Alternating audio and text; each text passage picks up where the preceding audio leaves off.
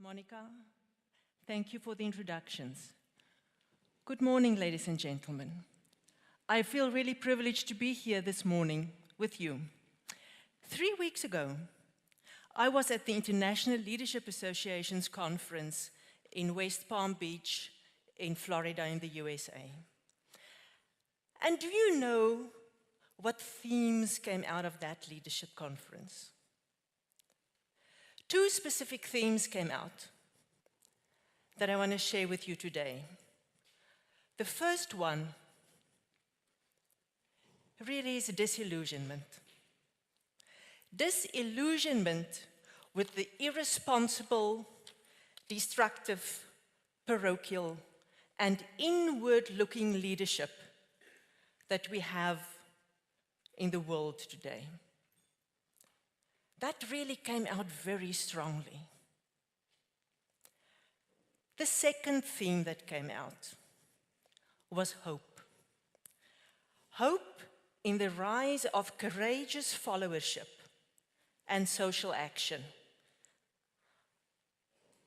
from the side of big business, smaller businesses,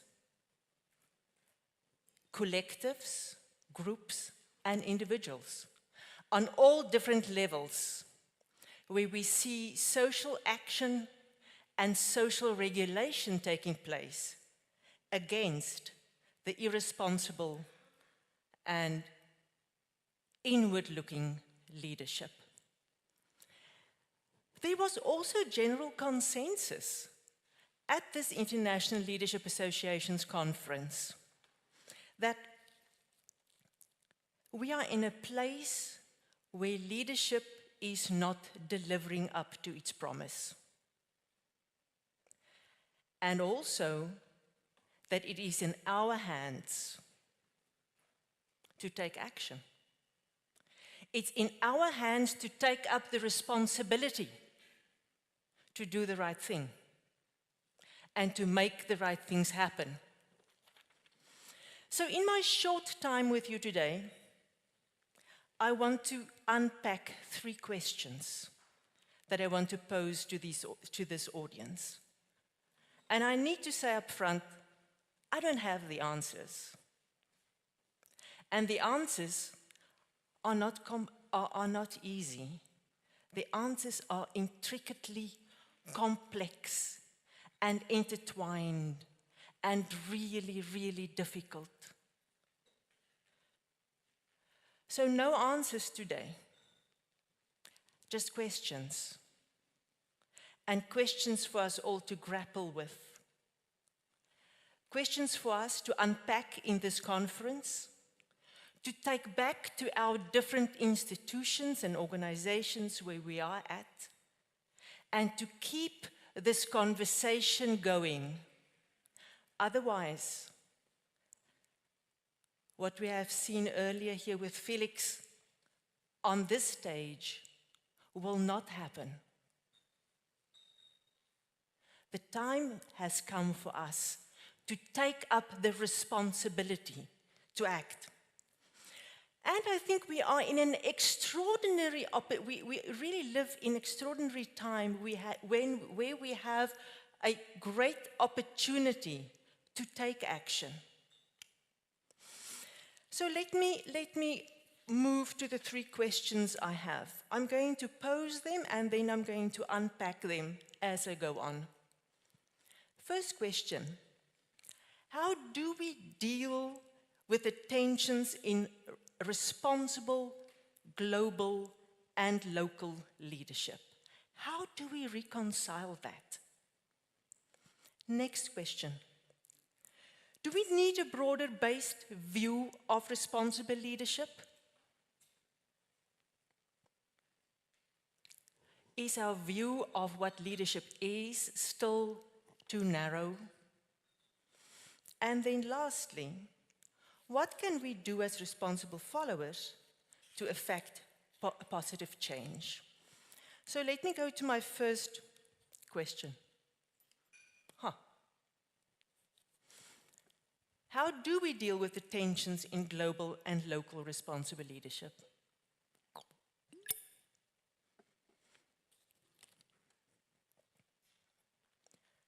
How do we view our fellow local and global citizens? How do our governments and us as the citizenry, how do we view our local and global citizens? And I'm going to unpack this question by referring to three different political leaders. First, Donald Trump.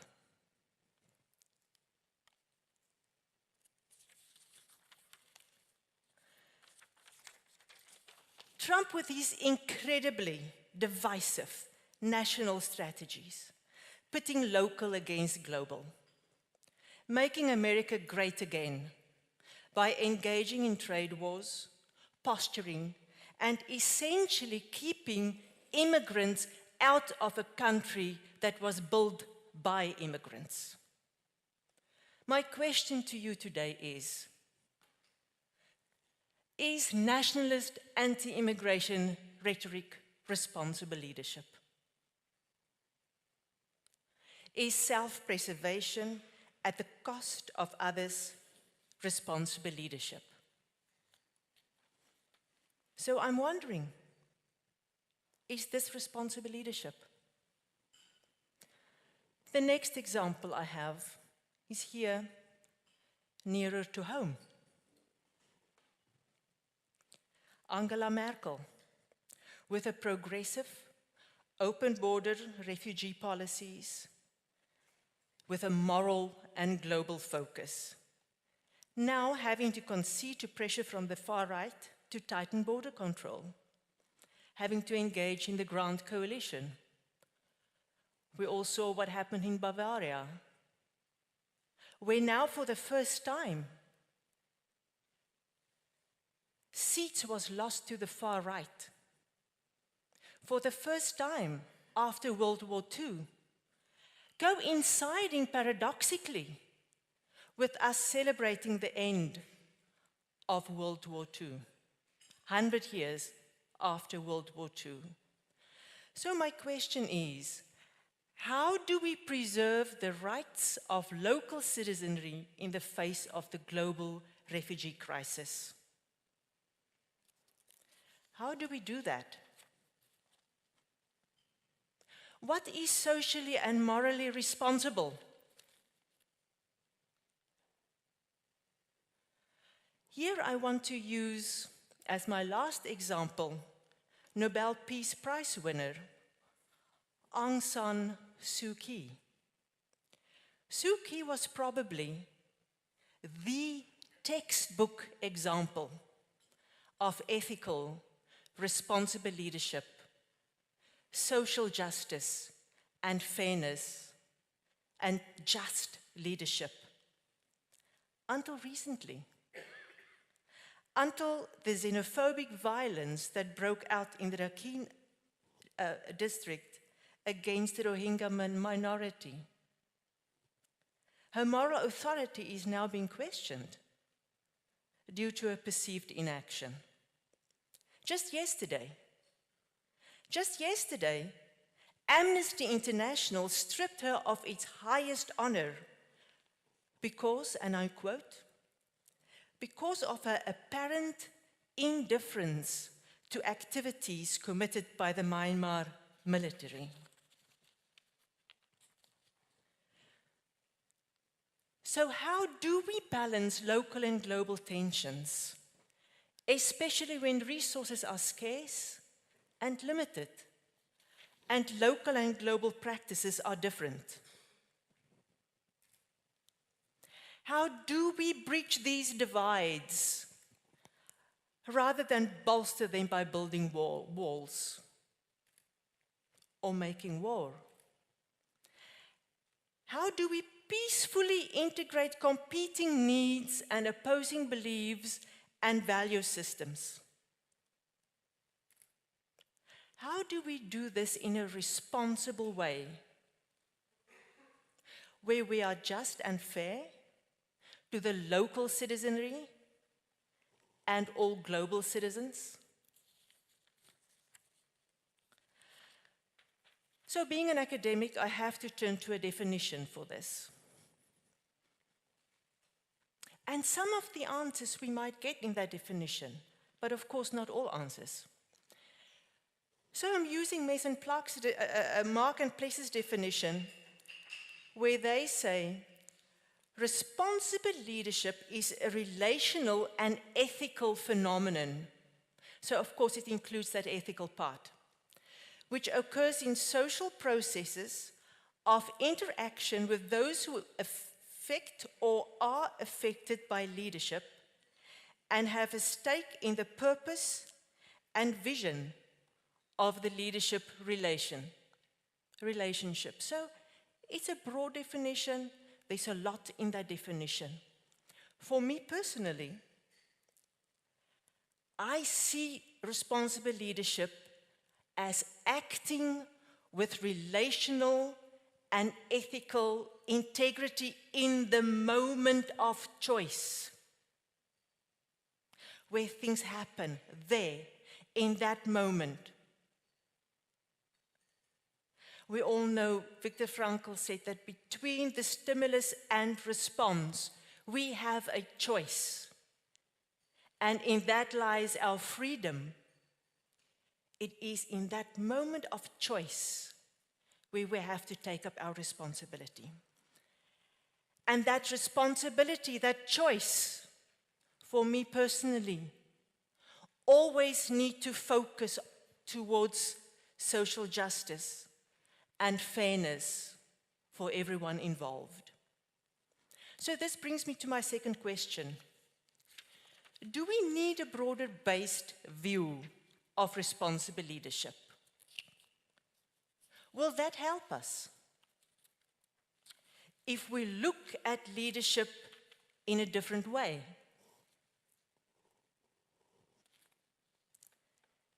In my opinion, yes. I propose we shift the focus from responsible leaders to responsible followers, so that we do not talk about responsible leadership, but that we focus on responsible followership. And I'm going to unpack this a little bit more. I think we need to shift from an entity-based leadership focus to a relational and collective focus. We need to capitalize on the energy of the whole system. We cannot just expect leaders to be responsible. We all need to be responsible. We all need to be responsible followers. And if we look at the field of responsible leadership, we have seen it grow from social responsibility to corporate social responsibility to responsible leadership as such, and to global responsible leadership. We also have seen it grow and evolved from just a shareholder perspective towards a stakeholder perspective and an even broader stakeholder perspective. And I want to argue that we are still not looking at this in a broad enough way. Because if you look at how responsible leadership is talked about and written about, it focuses much more on the leadership across the whole stakeholder chain, and it is not really focusing on the responsibility of followers in the stakeholder chain. So I want to focus on that. Of course, the leaders are important, and I contend that the followers are more important in taking up the responsibility. So I'm asking, are we placing too much focus on CEOs and senior leadership? Remember, it's not the leaders who are executing the policies, it's the followers. If you look at organization organograms, It's not leader, leader, leader, leader, leader, leader, leader everywhere. It's leader and then there's followers. So we need to capitalize on this huge bulk of followers. And then not just any follower. I want to put responsibility on the followers and say, we need to look at responsible followers. What happened to responsible followers? If we are disillusioned with the leadership today, why are they still in place? Why are they still there? What are we doing to get the right leaders in that spot? So my last question is, what about courageous followers?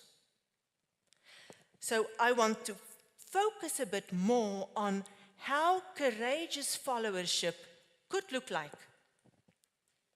What can we do? What can we as individuals do, as collectives, as groups, to fulfill this charge, to be courageous followers? How does that even look like? So I can offer a couple of pointers here. Speak truth to power. Challenge leaders about ill-considered and potentially dangerous decisions. Stand up for what we know to be true. Question leaders where needed. Help positional leaders see their blind spot. Do not follow blindly. Take an ethical stand. Courageous followers also are intelligently disobedient when they need to be. They are also independent thinkers and take actions when needed. So courageous followers are also, and this is a very important part of my argument, courageous followers are also leaders in place. So it links back to responsible leadership, but not with the focus on the CEO and the senior leaders, but on everyone in the organization, all the followers, to take up this mantle of courageous followership so that we can be leaders in place wherever we are and make the right decisions and help leadership to make the right decisions so that we can collectively act and harness the collective wisdom and energy of the whole organization, or, to put it differently, the energy of the whole shareholder chain. So this is my broad-based view of responsible leadership, or if you want to, my definition. I see responsible leadership as a multi-domain stakeholder process, focusing on relational and ethical considerations through collective, courageous action, creating sustainable enterprises that enhance the triple bottom line locally and globally, simultaneously. So this brings me to my third and last question. What can we do as courageous leaders and courageous followers to effect positive change? Or to look at this differently, what are the strengths of collective social action or just social regulation if we do not have the legislation in place, or if our senior managers or our state managers or the leaders of our countries are not making the right decisions. What can we do? How can we be truly and genuinely responsible citizens? Not just in our organizations, in our families, but also in our countries, in our nation states. I'm quickly going to run through a couple of interesting examples before I close. So, the Russian feminist punk group, performance artist group, who have been front and center with outspoken criticism against Putin, and now also have started to criticize Trump's decisions. So this is a group who has taken up individual action against gender and racial injustices and anti-immigration policies. We all know, or most of us will know, the activist artist Banksy. He's well known for his social activism and social commentary. This artwork emerged overnight on the wall of a building in the UK, chipping away at the European Union stars. So individual action against Brexit. We also see collective action against sexual harassment. The first week in November, Google employees worldwide staged a walkout, a mass action against the decisions from their senior management about sexual harassment and racial discrimination. Guess what? 2 weeks later, those legislation changed, or those policies changed. That is the strength of social regulation and collective action.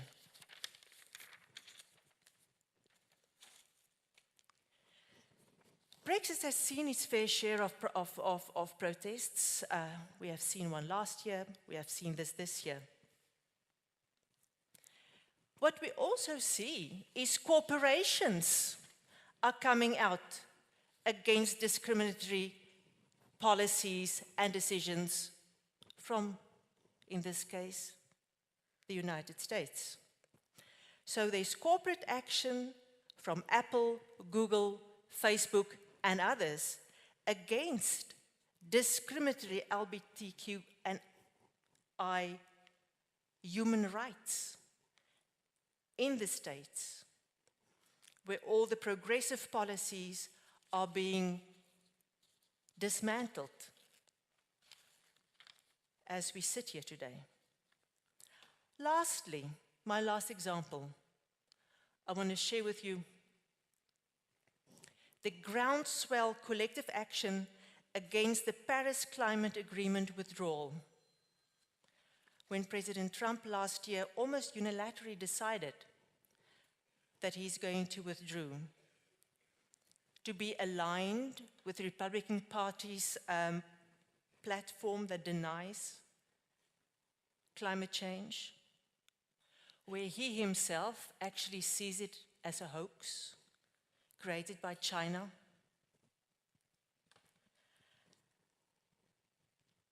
Where the Republican Party and Trump is trying to resuscitate the dying coal industry because of their vested interest in fossil fuels.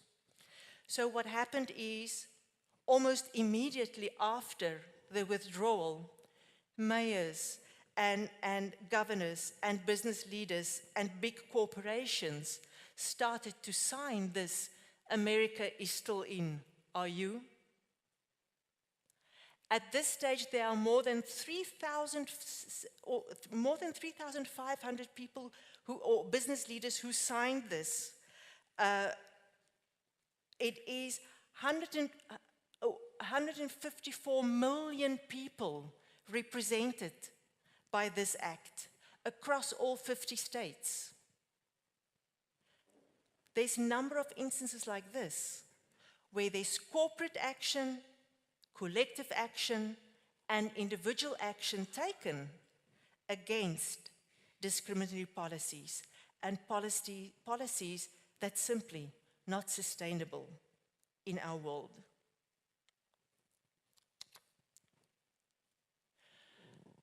So there's a call to action, a call for all of us to act, a call to lead, and a call to follow in responsible ways wherever we are. This responsibility lies on a macro level, globally, in big conglomerates and big companies, on a meso level, in medium-sized and smaller companies, locally and globally, and on an individual level, in each and every one of our organizations, our companies, our institutions we work for, and on a deeper individual level, on each and every one of us. We all need to act, not just the chief executive officer or senior manager, but all of us. So let us have the determination to make the right things happen and say, with Mandela, we can change the world and make it a better place. It is in our hands to make a difference. So I want to conclude by saying to you, asking all of us, let us all be everyday courageous, responsible leaders and everyday courageous, responsible followers wherever we are. I'm looking forward to discuss these questions and more questions and to have courageous conversations during the next 2 days with you. Thank you very much.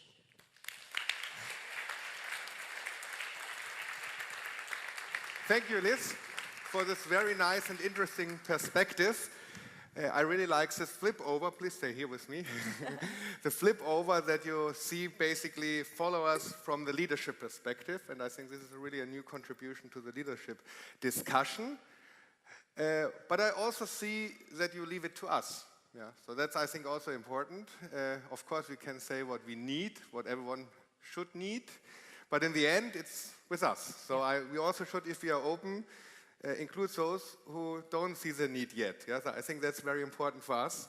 Even if you have made a very strong message, we should include everyone, maybe even those who showed on the PowerPoint. There's always things might go wrong, also with yourself, but there's never, or it's never too late to change. So we hope that in the end, all the people you showed on your slides will change. I still believe this. Thank you very much. Thank you very much. And we don't have the equivalent information of the same degree of comparability, quality, that's required to be reported for so-called non-financial information, environmental, social, and governance information, which is absolutely fundamental to creating sustainable capital markets to support sustainable development.